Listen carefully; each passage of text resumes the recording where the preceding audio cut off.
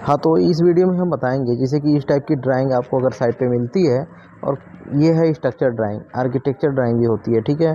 तो इन सब ड्राइंगों को समझने के लिए सबसे पहले आपको जनरल नोट्स समझ लेना होता है। तो जैसे कि ये जनरल नोट्स देख सकते हैं, इसमें पहला पॉइंट आपके लिए इम्पोर्टेंट है, जैसे कि दिया है all dimensions are in mm, ठीक है, अनलेस अदरवाइज मेंशन, मतलब सभी जो भी डायमेंशन दिया होगा वो mm में दिया गया होगा। अगर डायमेंशन चेंज होगा, यूनिट अगर उसकी चेंज होगी तो वो मेंशन कर दिया जाएगा। इसके बाद फोर्थ पॉइंट जो इसमें दे रहा है, high yield strength deformation bar of yield stress 500 Newton पर mm स्क्वायर, यानी कि Fe 500 ग्रेड की आपको स्टील यूज करनी है, ठीक है। क्लियर कवर इसमें दिया है, जैसे मेन रेनफोर्समेंट सेल भी एज द फॉलो, राफ्ट में 75 mm यूज करना है, कॉलम में 40 mm यूज करना है, और बीम में 25 mm यूज करना है, टॉप एंड बॉटम में, ठीक है। या फिर जो डाया यूज हो रहा है स्टील का मेन डाया, वो अगर ज़्यादा है तो उसे यूज कर लेना, ठीक है। स्लैब में 20 mm, waist slab of stair उसमें 25 mm आपको देना है, ठीक है। रैंप में भी 25 mm देना है। छठा पॉइंट भी आपके लिए इम्पोर्टेंट है, जैसे कि दिया है इंड या फिर side cover of all reinforcement in beam या स्लैब, स्लैब के जैसे कि साइड में जब कवर ब्लॉक लगाते हैं तो वहाँ पे 25 mm आपको देना है, वहाँ पे 20 mm यूज नहीं करना है। इसके बाद दिया है the cover block of cement mortar shall be used to ensure the required cover of reinforcement, ठीक है। जो भी कवर रिक्वायर्ड है रेनफोर्समेंट के लिए, उसका कवर ब्लॉक सीमेंट मोर्टार से आपको बनाना है। एलडी जो देना है, development length of different diameter bar my mix of grade M25 के लिए 49 इंटू डाया बार, ठीक है, 49 इंटू डाया बार देना है, ये डेवलपमेंट देना है। ये सब कुछ हम फिगर आपको लगा देंगे, ठीक है, उसमें आप अब देखिए इसमें फाउंडेशन के लिए भी कुछ बात दी गई है, जैसे कि layout of building shall be given from the architecture drawing, जो भी लेआउट करना है आपको आर्किटेक्चर ड्राइंग के अकॉर्डिंग करना है। जो डिजाइन डाटा फाउंडेशन का हुआ है वो है 8.11 टन पर स्क्वायर मीटर, ठीक है। 2.0 meter below natural ground level से इसका फाउंडेशन है, ठीक है। Earth below foundation shall be properly rammed consolidated before laying lean concrete, ठीक है। बढ़िया से कंपैक्ट करने के बाद आपको पीसीसी करना, ठीक है। तो थर्ड पॉइंट आप फाउंडेशन का आपको समझ में आ गया होगा।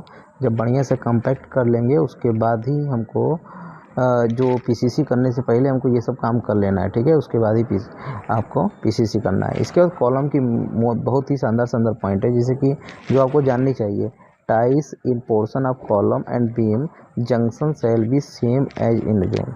इंड जोन क्या होता है, जिस जोन में आपको लैपिंग सरिया की नहीं देनी होती है। जैसे कॉलम में आप देखते होंगे जो फ्लोर लेवल होता है वहाँ से 600 हाइट तक लगभग दिया होता है, वो होता है इंड जोन। और फिर बीम स्लैब के टॉप से लेके बीम के बॉटम से 600 डाउन तक इंड जोन होता है, ठीक है। इसी तरह से बीम में लेफ्ट एंड राइट साइड में भी इंड जोन होता है, ठीक है। तो उसी को इंड जोन बोल रहा है, तो वो सेम होगा दोनों का, कॉलम और बीम दोनों का। सेकेंड पॉइंट क्या आता है, the spacing of ties at overlap should not exceed 100 mm centre to centre. जहाँ भी सरिया का लैप होगा वहाँ पे हम जो रिंग डालेंगे, जिसे कॉलम में जो रिंग डलती है उसको टाई बोलते हैं, ठीक है। उसको 100 mm सेंटर टू सेंटर से अधिक नहीं रखना है। अगर बीम में जो रिंग डालते हैं उसको स्टीरप्स बोलते हैं। टाई और स्टीरप में यही डिफरेंस होता है, ठीक है। थर्ड पॉइंट क्या है, overlap are allowed only at middle zone. जब भी आप ओवरलैप करेंगे कॉलम में, उसको करेंगे मिडिल जोन में, ठीक है।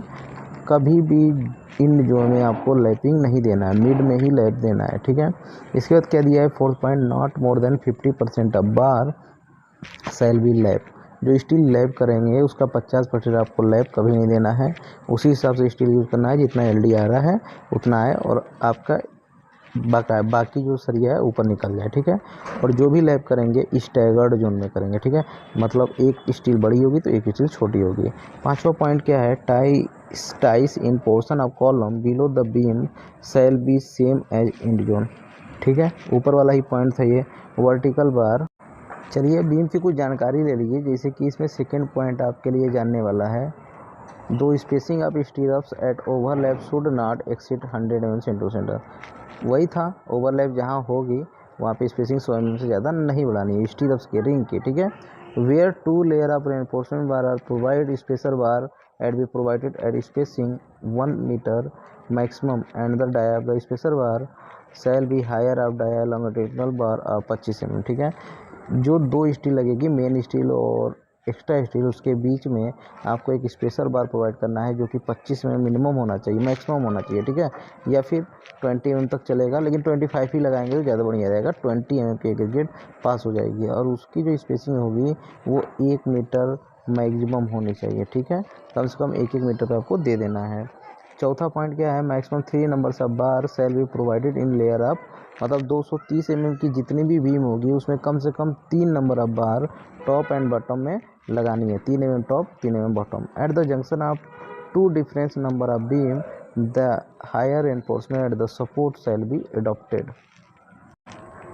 ठीक है, तो ये पांचवें पॉइंट का मतलब ये हुआ, जब दो बीम आ रही हैं, ठीक है, जंक्शन पे, तो जो मेन बीम होगी जिसमें ज़्यादा मतलब डेप्थ की बीम होगी, जिसमें रेनफोर्समेंट हायर होगा, तो वो हो जाएगी मेन बीम और उसके ऊपर आ जाएगी सेकेंडरी बीम। ठीक है, इसके बाद दिया है overlap in top bar shall be near mid span in bottom bar shall be near support at the support. ठीक है, तो ओवरलैप जो टॉप बार का होगा वो मिड में होगा और बॉटम बार का जो होगा वो सपोर्ट के आसपास में होगा। ठीक है, यानी कॉलम के L/4 पे आपको बॉटम में जो स्टील होगी उसकी लेप देना है और बीम के टॉप वाली स्टील का लेप देना है मिड में। ठीक है, हुक का बात कर लिया जाए तो 135 डिग्री का बेंड होना चाहिए और 10 और जो हुक लेंथ होगी वो 10 इंटू डाया ऑफ स्टीरअप्स होगी। ठीक है, तो बीम के बारे में जान लिए। अब चलते हैं स्लैब के बारे में। देखिए अब स्लैब में क्या दिया है, रेनफोर्समेंट डिटेल जो है टेबल नंबर 4 में है, ड्राइंग में आप देख सकते हैं। अल्टरनेट बॉटम बार आपको यूज करना है। ठीक है, extra bar shall be provided at a top face, जो भी है इसमें लिख दिया है। ठीक है, द क्रॉस सेक्शन, ये सब स्टील बांधने का एक तरीका लिख दिया है।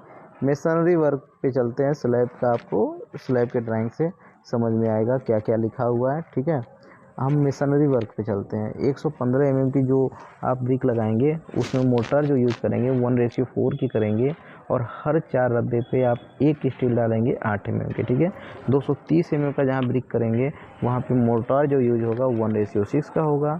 ठीक है, तो vertical face of corner junction of wall RCC members है रेक्ड, जो भी RCC मेंबर के पॉइंट्स ज्वाइंट होगा वहाँ पे बढ़िया से हैकिंग करके आपको ब्रिक वर्क करना है और जब ब्रिक वर्क कर लेंगे तो उसमें रैकिंग ज्वाइंट प्रोवाइड कर देना है।